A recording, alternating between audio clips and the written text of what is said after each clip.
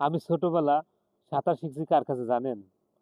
যদি জানতে চান আর বাস্তব জীবনের গল্প শুনতে চান তাহলে অবশ্যই আমার চ্যানেলটিতে আসেন। আর আসসালামু আলাইকুম প্রিয় ভাই বোনেরা, আমি মোহাম্মদ নেসারউদ্দিন। আমার জীবনের গল্প 14তে সবাইকে জানাই স্বাগতম। আমার চ্যানেলে যদি কেউ নতুন এসে থাকেন অবশ্যই একটা লাইক এবং সাবস্ক্রাইব করে পাশে থাকবেন। ধন্যবাদ সবাইকে। আসলে আমি ছোটবেলা কার কাছে সাঁতার শিখেছি জানেন? ছোটবেলা আমি আমার কাকা আমাকে হাতে ধরে সাঁতার শিখাইছে। আসলে আমাদের বাড়িতে একটা পুকুর আছে, আমাদের বাড়ির সামনে একটা পুকুর। আমি ছোটবেলায় অনেক ভয় পাইতাম, আমি একটু ভীতু কিসিমের লোক, এখনো ভীতু, আল্লাহর এখনো ভীতু আছি। তাই আমার কাকা আমাকে হাতে ধরে ধরে ধরে সাঁতার শিখাতো।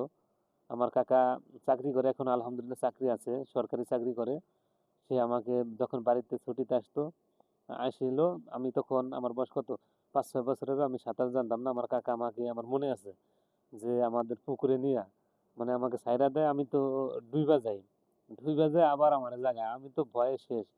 পরে এইভাবে করতে করতে আলহামদুলিল্লাহ আমার কাকা, আমার একটু মনে আছে যে আমার কাকা আমার কয়েকবার চেষ্টা করছে, পরে আস্তে আস্তে আস্তে কি আমি সাঁতার শিখে গেছি। তাই শুধু সাঁতার না, আমার কাকা আমাকে অনেক কিছুই শিখেছে এবং তার ভালোবাসা পেয়েছে আলহামদুলিল্লাহ। আমার কাকা এখনো ডিউটি অবস্থায় আছে, এখনো চাকরি করতেছে। সবাই তার জন্য দোয়া করবেন, আল্লাহ তাআলা যেন তার চাকরি আরো আয়ু বাড়িয়ে দেয় ইনশাল্লাহ, তার সুস্থতা কামনা করি। তাই কাকার ভালোবাসা এসেছি ছোটবেলা, অনেকটাই আমার কাকার ভালোবাসা পেয়েছি আমি। কারণ আমার কাকা আলো চাকরি করতো, এখনো চাকরির বড় অবস্থা আছে। যদি বাড়ি যেত তখন আমি তো বলছি, আমি কয়েকটা পর্বতে বলছি যে আমার বাড়ির বড় ছেলে ছিলাম আমি, বা কারো নাতি কারো ছেলে, আমি বড় ছিলাম ওই বাড়ির। আমি সবার ভালোবাসায় বেশি পেয়েছি আলহামদুলিল্লাহ।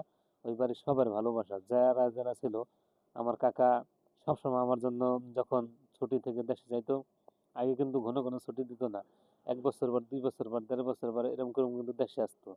আমরা আশায় বসে থাকতাম। আহ তারপরে আমার কাকা, ওই সময় কিন্তু ক্যামেরার অনেক মূল্যায়ন ছিল, আমার কাকা কিন্তু একটা ক্যামেরাও কিনে আনছিল। অনেক মানুষের ছবি তুলছে, এখনো স্মৃতি হয়ে আছে অনেকের ছবি। তাই তো আমার কাকা অনেক কিছুই করছে, আমরা যে শখ সবাই পুরাতে পারে না। আমার কাকা চাকরি করতো, যখন যা বলতাম তা করার চেষ্টা করতো। তাই এখনো তাকে ভুলতে পারি না। হয়তো অতীত মানুষ ভুলে যায় কিন্তু স্মৃতিগুলো ভুলতে পারে না, মনে থাকে। হয়তো আমার যা যা মনে আছে সেগুলো আমি তুলে ধরবো ইনশাল্লাহ, যেহেতু আমি কাকার পর্বতে এসেছি।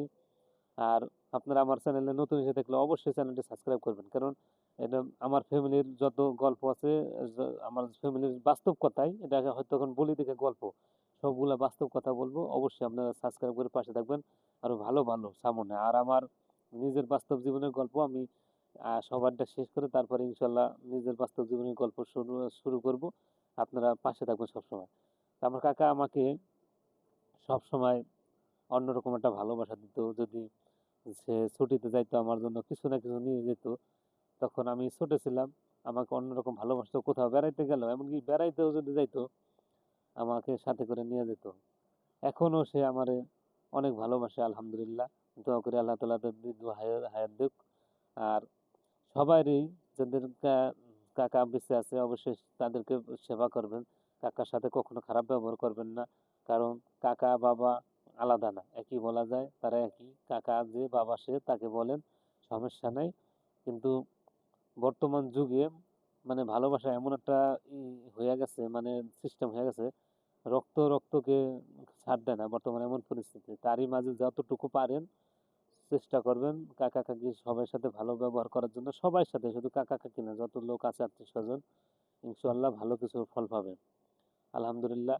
তাই প্রিয় ভাই বোনেরা, আমার জীবনের গল্প 14 এখানে শেষ করব। আগামী পর্ব থাকছে কাকার আরো রোমান্টিক কিছু কথা, সেটা আগামী পর্বতে তুলে ধরবো। তাই যদি আমার চ্যানেলে কেউ নতুন এসে থাকেন, আমি বারবার অনুরোধ করবো চ্যানেলটা অবশ্যই সাবস্ক্রাইব করুন। বাস্তব জীবনের গল্প, এমনকি আমার ফ্যামিলিগত গল্প কিন্তু বলতেছি আপনার কাছে, কারণ বাস্তব জীবনে যে আমার ঘটে গেছে, তা অবশ্যই চ্যানেলটি সাবস্ক্রাইব করবেন, লাইক করবেন ইনশাল্লাহ।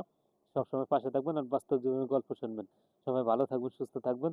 ধন্যবাদ সবাইকে। আল্লাহ হাফেজ।